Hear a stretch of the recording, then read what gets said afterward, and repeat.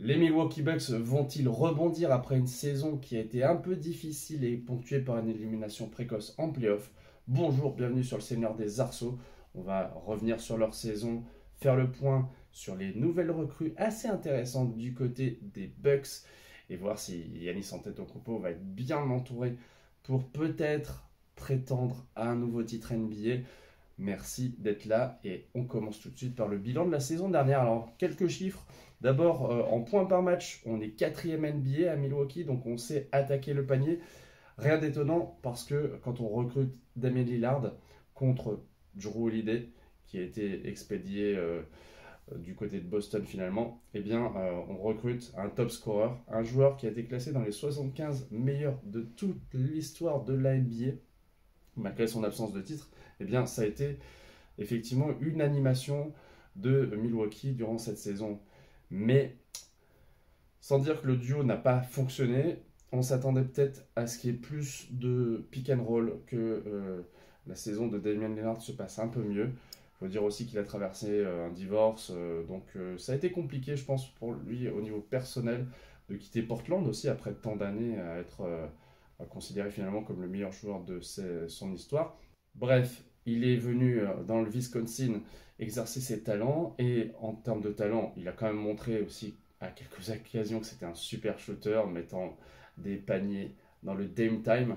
D'ailleurs, Milwaukee était cinquième l'an dernier au tir à 3 points en termes d'adresse, ce qui est plutôt positif. Évidemment, hein, dans une attaque aussi forte, le tir à 3 points, surtout en 2023-24, était important et ça a continué, je pense. Giannis Antetokounmpo a continué de jouer à un niveau All-Star et même MVP. Il a bien sûr pâti un peu du manque de résultats collectifs, mais il reste toujours très impressionnant des deux côtés du terrain. Et alors, moi qui ai eu l'occasion enfin de le voir sur un terrain avec le maillot de la Grèce à Lille par 2 fois, j'ai vu que c'était vraiment un phénoménal joueur de basket. Pas seulement un monstre physique, mais vraiment un joueur technique, capable de s'insérer dans le collectif, de motiver, d'emmener son groupe. Malheureusement, l'an dernier, il s'est blessé au moment des playoffs. Donc, c'était pas la meilleure solution pour les Bucks.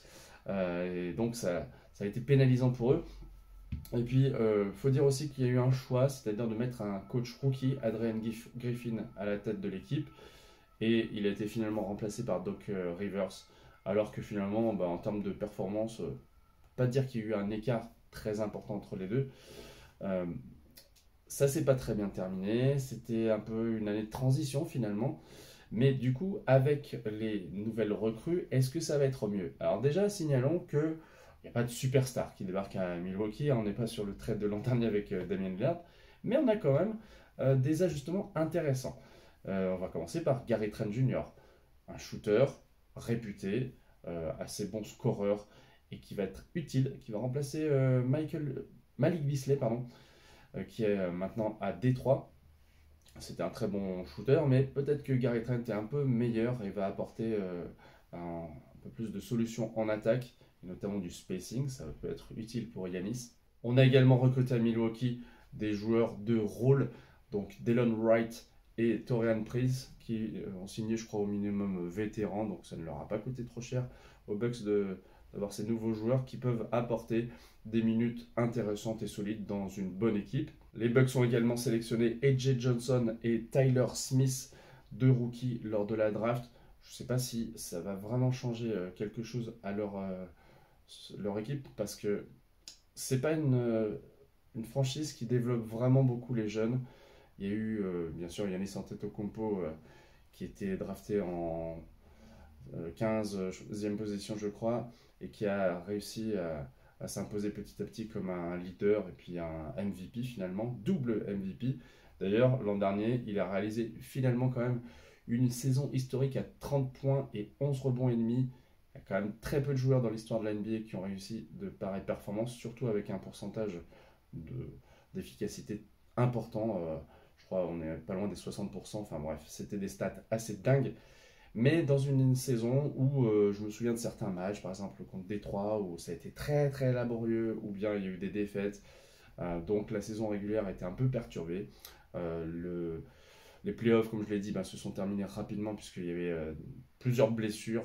Et donc, ils se sont inclinés assez logiquement finalement face à Indiana, qui est allé jusqu'en finale de conférence, comme je vous l'ai rappelé dans la petite preview que j'ai déjà faite. Et puis, maintenant, parlons de cette saison. Du coup, est-ce qu'ils vont redevenir des vraiment contenders, c'est-à-dire des joueurs capables de briguer le titre de la NBA, d'être les champions? Ça me semble un peu compliqué parce qu'on a quand même Boston déjà, on a des équipes qui se sont sérieusement renforcées comme Philadelphie, New York aussi. Donc Milwaukee, bon, je vois quand même l'équipe dans le top 6, mais pour moi, ça sera sous condition que déjà tout le monde soit en bonne forme. Je n'ai pas parlé de Brook Lopez et de son acolyte sur le banc, Bobby Portis, qui joue quand même un rôle important, mais Brook Lopez est vieillissant. Donc est-ce que ça suffira pour vraiment tenir dragée haute aux équipes de l'Est et aussi aux armadas de l'Ouest? Je pense que ça sera un petit peu juste, à moins qu'il y ait des changements qui se fassent, on verra. Mais ces Milwaukee Bucks sont toujours à prendre au sérieux. On voit que c'est une équipe qui s'est un peu plus tournée vers l'attaque. Peut-être que Doc Rivers va faire revenir un petit équilibre en termes de défense, même si quand on a Damian Lillard, on sait qu'on n'a pas un stopper sur le poste 1 et que ça peut être compliqué à ce niveau-là. Bref, les Milwaukee Bucks restent une équipe toujours intrigante et peut-être qu'il y aura quand même une maturation du projet, comme on avait vu Minnesota qui avait mal réussi sa première saison avec Rudy Gobert, et puis l'an dernier ça s'est mieux passé. D'ailleurs, je vais vous en parler très très prochainement. Donc à bientôt sur le Seigneur des Arceaux. Salut!